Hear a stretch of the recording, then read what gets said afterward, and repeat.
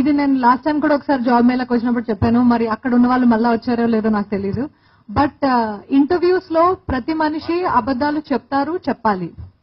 అన్ని నిజమే చెప్తాను అనుకుంటే మీకు ఉద్యోగాలు రావు. సో మీకు రోజు నేను 5 నిమిషాలు నడుస్తానంటే నేను రోజు 2 గంటలు పరిగెడతాను అని చెప్పాలి. లేకపోతే నాకు మార్కుల దగ్గర అబద్దాలు చెప్పలేము, బట్ మిగతా అన్ని ఎగ్జాజరేట్ చేయాలి, ఇన్ఫ్లేట్ చేయాలి. ఓకే, సో కరెక్ట్ గా చెప్పుకుంటూ వెళ్తే ఉద్యోగం రాదు. ఆ తర్వాత నేర్చుకుందాం. బట్ చెప్పేదైతే చెప్పాల్సిందంతా చెప్పేసేయండి.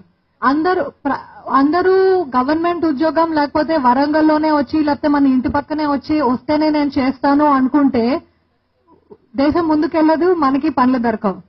ఓకే, సో నా రిక్వెస్ట్ అండ్ సజెషన్ ఏంటంటే కంపల్సరీగా ప్రతి వాళ్ళు వచ్చిన ఉద్యోగం తీసుకోవాలి. బికాజ్ ఇది ఎందుకు చెప్తున్నానంటే జనరలీ ఇది ఒక నోటీస్ ట్రెండ్ దట్ ఉద్యోగం ప్లేస్మెంట్ వచ్చినా సరే చాలా మంది జాయిన్ అయినా సరే 1 నెల 2 నెలలే చేసి మళ్ళా వచ్చేస్తారు. మీలో కూడా చాలా మంది అట్లాంటి వాళ్ళు ఉండుండొచ్చు. సో ఇట్లాంటివి ఏం లేకుండా ఉండేటట్లు కంపల్సరీగా ప్లీజ్ మేక్ షూర్ వచ్చిన ఉద్యోగం జాయిన్ అవ్వాలి.